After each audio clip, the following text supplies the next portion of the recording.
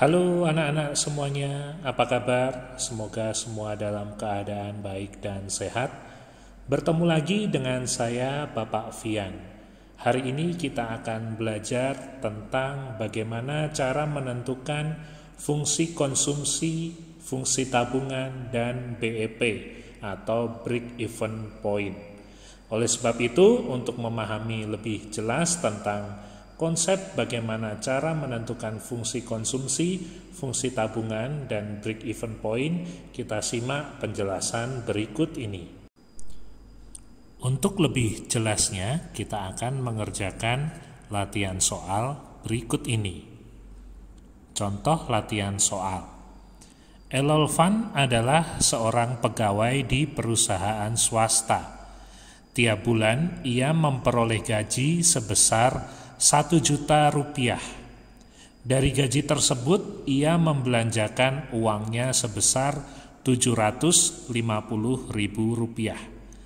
Karena ia tekun, maka Elolvan mendapat kenaikan gaji.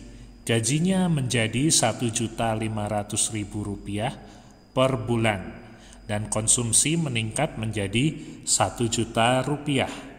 Dari data tersebut tentukan fungsi konsumsi, fungsi tabungan, dan BEP atau Break Even Point. Cara mengerjakan soal ini adalah sebagai berikut.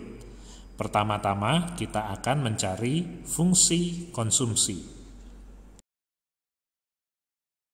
Ya. Fungsi konsumsi diperoleh dengan hasil sebagai berikut.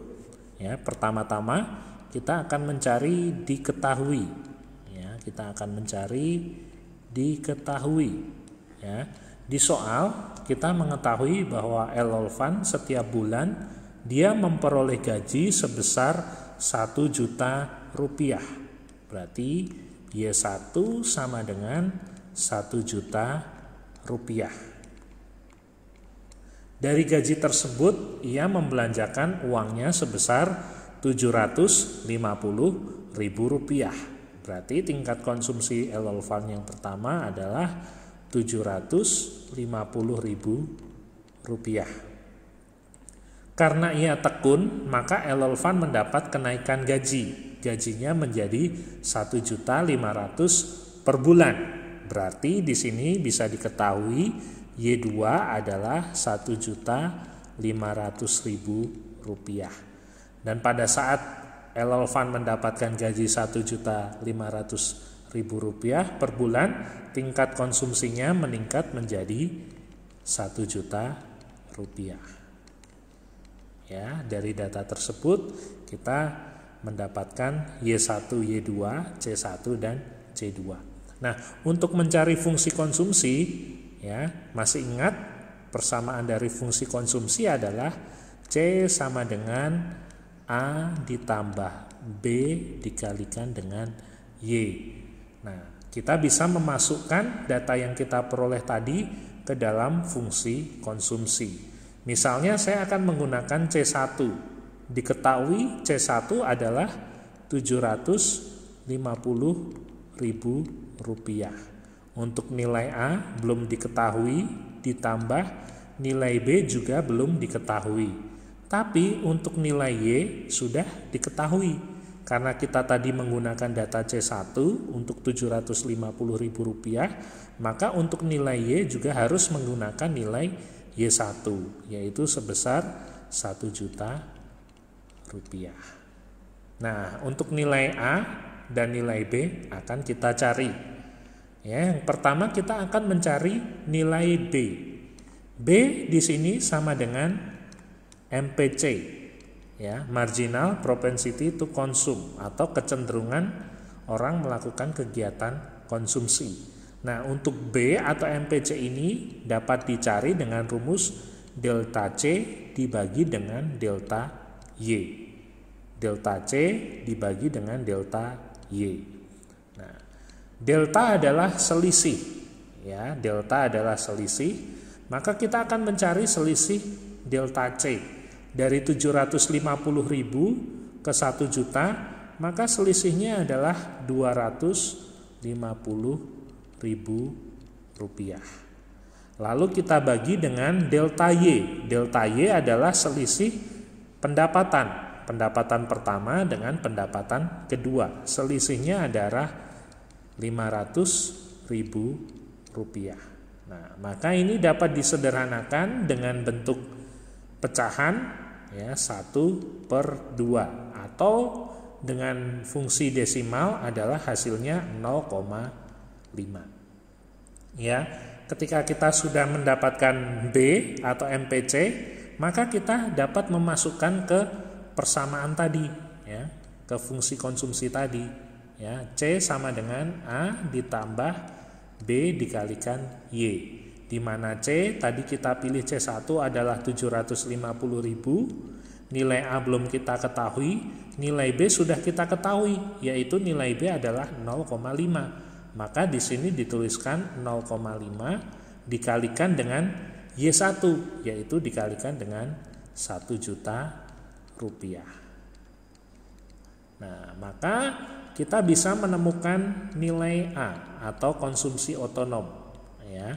0,5 setengah atau setengah dikalikan dengan 1 juta rupiah, maka hasilnya adalah 500.000. Maka nilai A di sini dikatakan 750.000 dikurangi 500.000, maka hasilnya adalah 250.000 rupiah.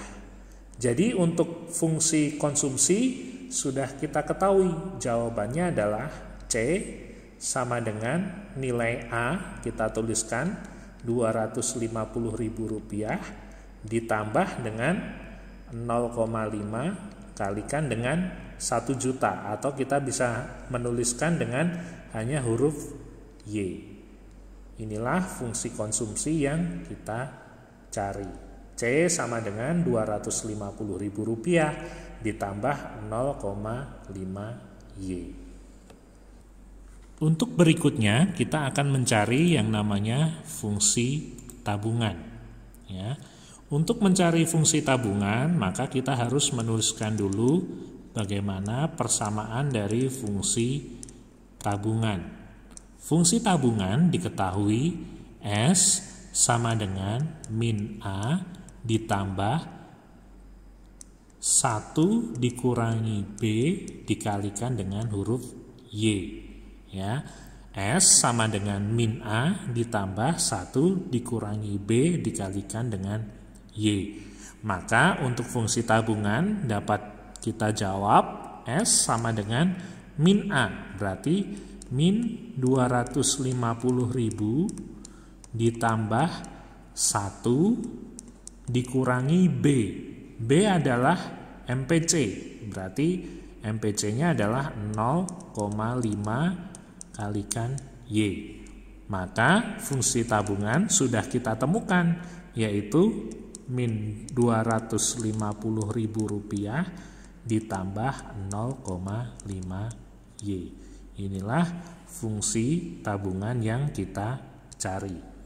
Lalu untuk berikutnya kita mencari BEP, break even point ya, break even point, atau ada yang mengatakan BEI, break even income. Kondisi BEP atau BEI terjadi pada saat Y sama dengan C ya, pada saat Y sama dengan C. Pendapatan yang diterima sama dengan konsumsi yang dikeluarkan ya. Itu syarat pertama. Atau bisa juga terjadi pada saat S sama dengan 0. S sama dengan 0. Nah, karena konsep BEP sudah kita ketahui, maka tinggal kita masukkan ya. Y sama dengan C. Berarti Y sama dengan C ya. Y sama dengan C. Berarti kita tuliskan Y sama dengan 250.000 rupiah ditambah 0,5 Y ya. Maka kita bisa hitung Y tetap di sini, lalu ini pindah ruas jadi minus 0,5 Y sama dengan 250.000 rupiah ya. Ini tinggal 0,5 Y maka ini Rp250.000. Maka bisa kita ketemukan nilai Y adalah Rp250.000 dibagi 0,5 atau dibagi setengah. Maka nilai Y sama dengan Rp500.000. Jadi pendapatan keseimbangan atau BEP terjadi pada saat Y sama dengan Rp500.000. Demikian penjelasan dari saya, semoga mudah dimengerti. Apabila belum jelas, kita bisa bahas di kelas ekonomi. Terima kasih sudah menyaksikan.